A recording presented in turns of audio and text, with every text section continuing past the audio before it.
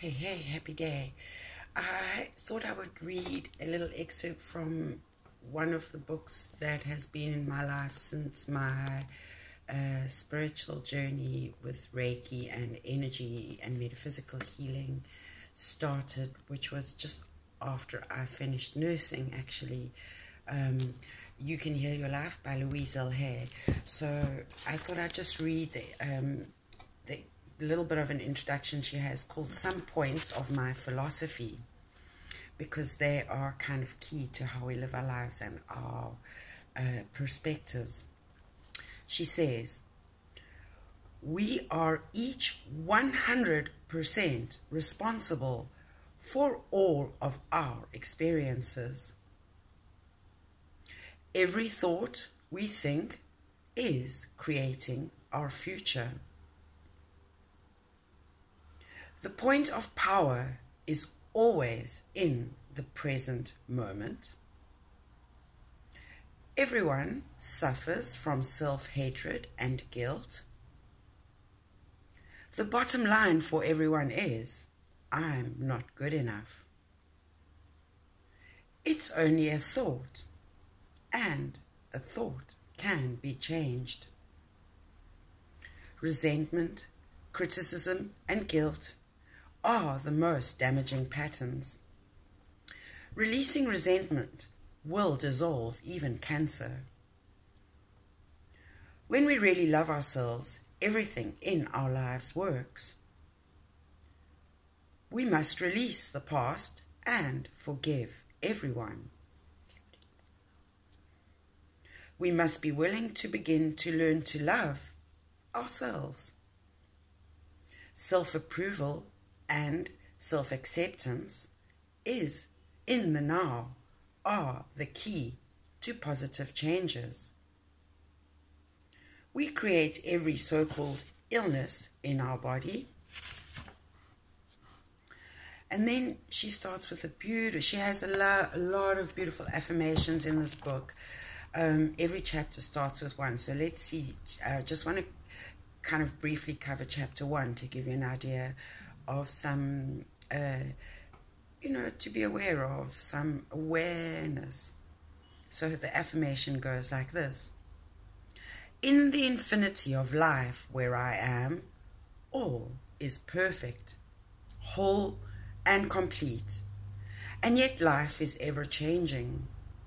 There is no beginning and no end, only a constant cycling and recycling of substance and experiences. Life is never stuck, nor static or stale, for each moment is ever new and fresh. I am one with every power that created me, and this power has given me the power to create my own circumstances. I rejoice in the knowledge that I have the power of my own mind to use in any way I choose.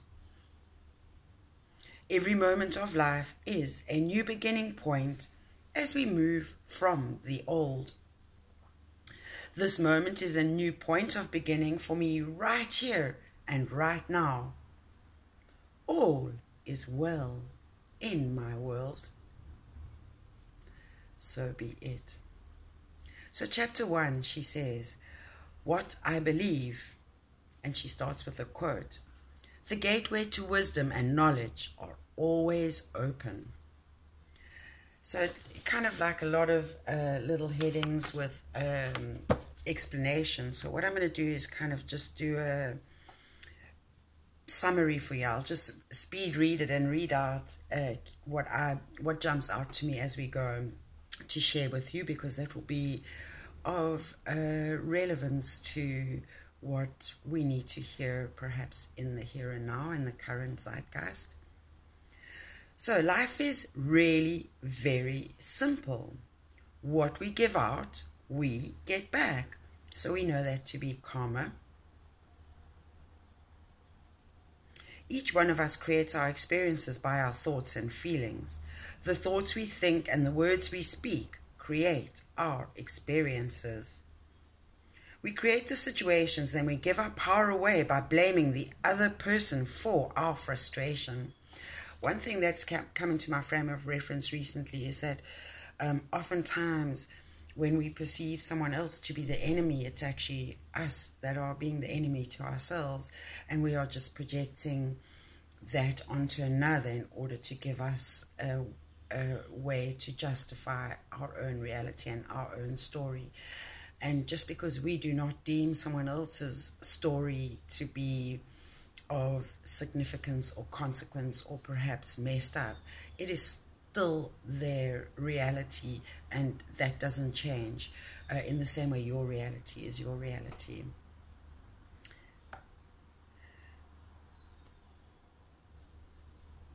Each one of the universe totally supports us in every thought we choose to think and believe. This is the law of attraction. Put another way, our subconscious mind accepts whatever we choose to believe. They both mean that what I believe about myself and about life becomes true for me. So just what I said about our own reality.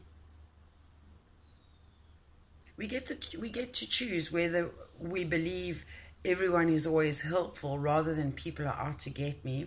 That was I was talking about with the enemy. That would be our own enemy, projecting. The universal power never judges or criticizes us.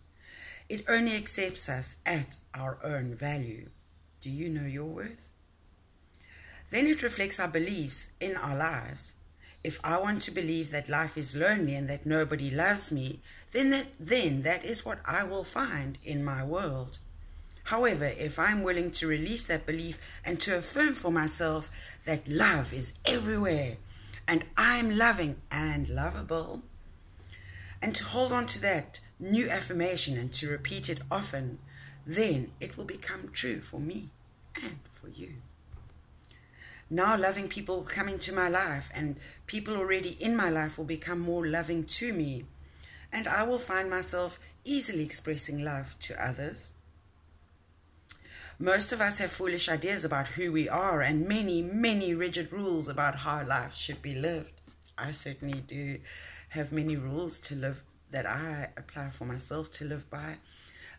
They help me. They're what I would call my boundaries to they are the space I need to feel safe in, mentally and emotionally, spiritually, and certainly physically in life.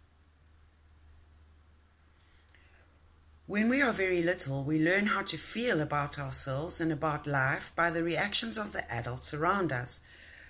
And we've heard this before in the 4 Agreements by Don Miguel Ruiz and the 7 Spiritual Laws of Success by Deepak Chopra. It is in the way we learn what to think about ourselves and about our world. Now, if you lived with people who were very unhappy or frightened, guilty or angry, then you learned a lot of negative things about yourself and about your world. I never do anything right.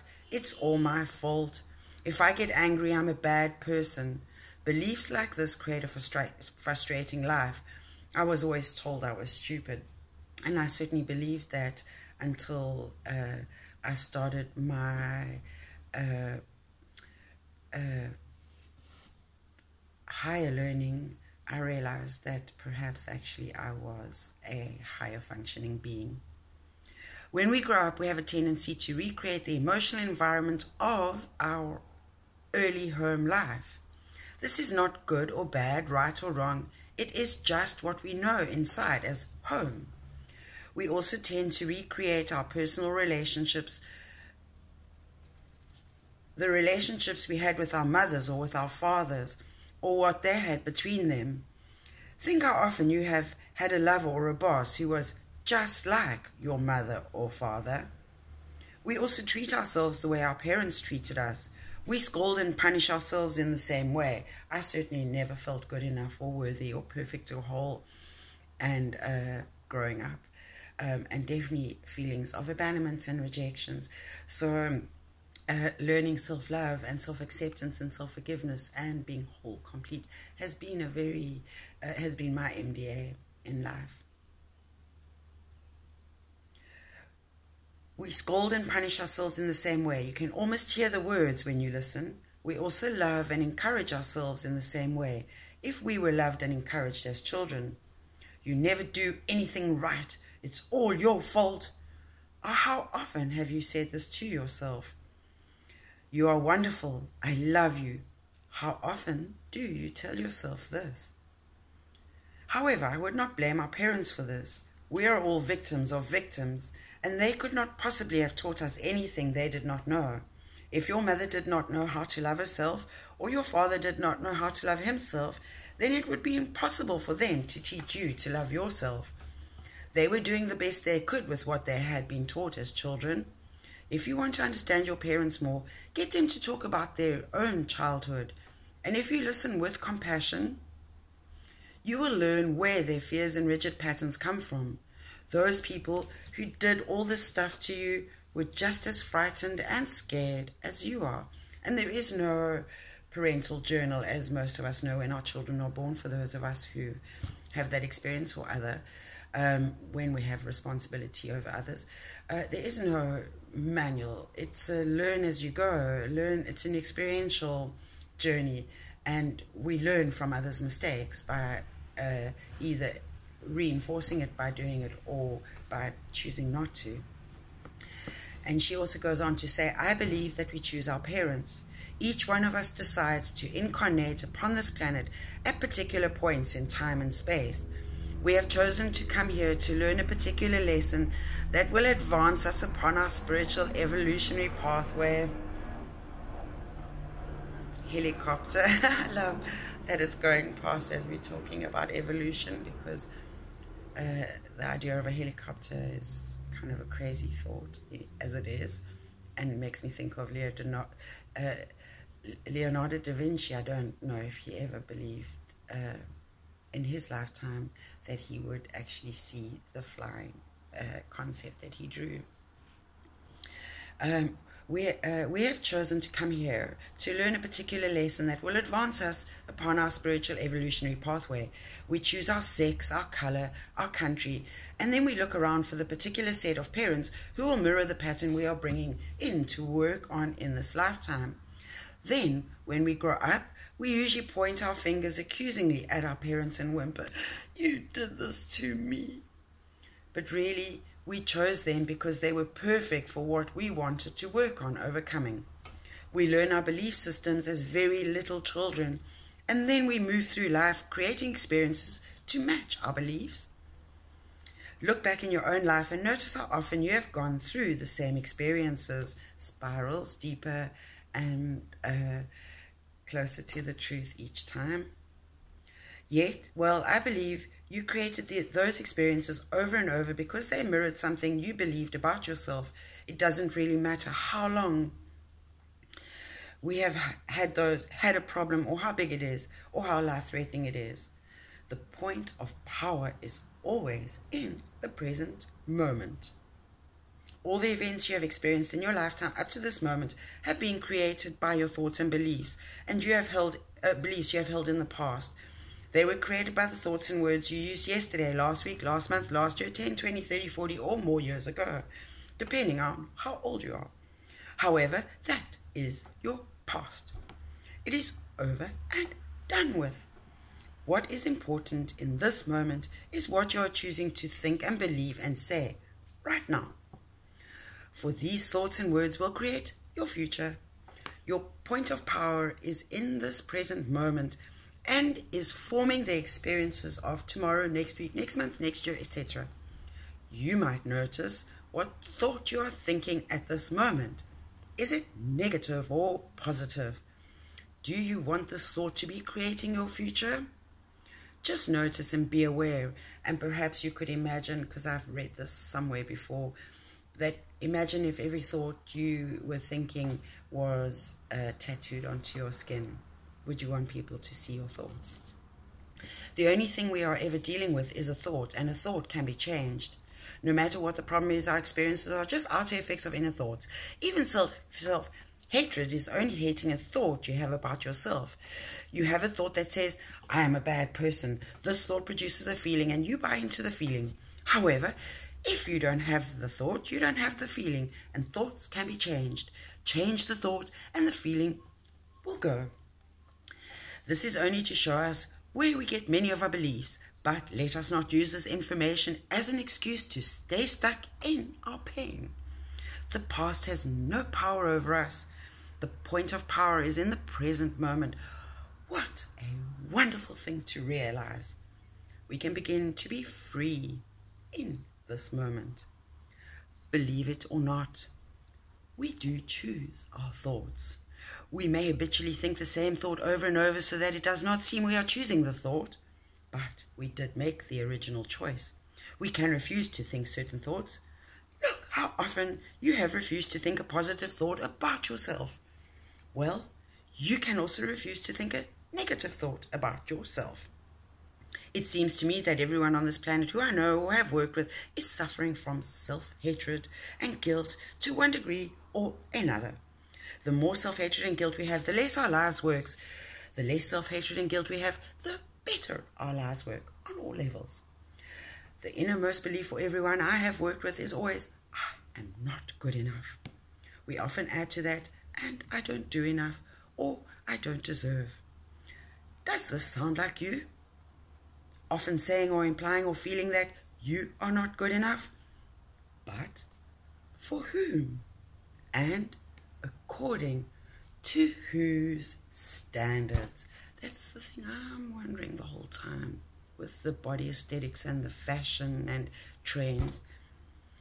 If this belief is very strong in you, and how can you possibly have created a loving, joyous, prosperous, healthy life? Somehow your main subconscious belief would always be contradicting it. Somehow you would never quite get it together, for something would always be going wrong somewhere. I find that resentment, criticism, guilt, and fear cause many problems than anything else. Blah, blah, blah, blah, blah. We can change our attitude towards the past, how foolish for us to punish ourselves, blah, blah, blah, blah, blah. To release the past, we must be willing to forgive. We need to choose to release the past and forgive everyone, including ourselves. We may not know how to forgive, and we may not want to forgive, but the very fact we say we are willing to forgive begins the healing process. It is imperative for our own healing that we release the past and forgive everyone. I forgive you for not being the way I wanted you to be. I forgive you and I set you free. Ho'oponopono. The affirmation sets us free. All disease comes from a state of unforgiveness. Whenever we are ill, we need to search our hearts to see who it is we need to forgive. A Course in Miracles says that all disease comes from a state of unforgiveness, and that whenever we are ill, we need to look around to see who it is that we need to forgive, usually ourselves first and then someone else. I would like to add to that concept that every person you find it hardest to forgive is the one you need to let go of the most. Forgiveness means giving up, letting go. It has nothing to do with condoning behavior. It's just letting the whole thing go. We do not have to know how to forgive. All we need to do is to be willing to forgive. The universe will take care of the hows. We understand our own pain so well, how hard it is for most of us to understand that they, whoever they are, we need most to forgive, are also in pain. We need to understand that they were doing the best they could with the understanding, awareness, and knowledge they had at the time. That's very NLP, neuro-linguistic programming. When people come to me with a problem, I don't care what it is: poor health, lack of money, unfulfilling relationships, or stifled creativity. There is only one thing I ever work on, and that is loving the self. I find that when we really love and accept and approve of ourselves exactly as we are, then everything in life works. It's as if little miracles are everywhere. Our health improves, we attract more money, our relationships become much more fulfilling, and we begin to express ourselves in creatively fulfilling ways. All this seems to happen without our even trying. Loving and approving of yourself. Loving and approving of yourself, creating a space of safety, trusting and deserving and accepting will create organization in your mind, creating more loving relationships in your life. Attract a new job and a new and better place to live, and even enable your body weight to normalize. That will happen when you manage stress. 2, people who love themselves and their bodies neither abuse themselves nor others. Self-approval and self-acceptance in the now are the main keys to positive changes in every area of our lives. Loving the self to me begins with never ever criticizing ourselves for anything.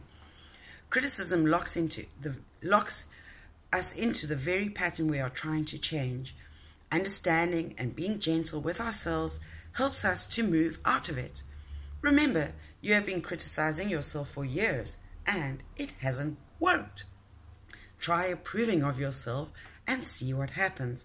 And she ends with an affirmation, and then I'll be done. In the infinity of life, where I am, all is perfect, whole, and complete. I believe in a power far greater than I am that flows through me in every moment of every day. I open myself to the wisdom within, knowing that there is only one intelligence in this universe. Out of this one intelligence comes all the answers, all the solutions, all the healings, all the new creations. I trust this power and intelligence, knowing that whatever I need to know is revealed to me, and that whatever I need comes to me in the right time, space, and sequence. All is well in my world. So beautiful, beautiful book, well worth reading. It was very profound for me in my life and changing my perspectives and my awareness, certainly about energy and energy work and healing, both on myself and others, as a healing facilitator and a wellness coach, or well-being coach, because wellness is about the sum total of body, mind, and spirit. And I like to work with those as a whole, both with myself and with you and others. So namaste, Inlakesh. Have a beautiful day and thank you for the blessings. And I'm going to just let this end on 22222.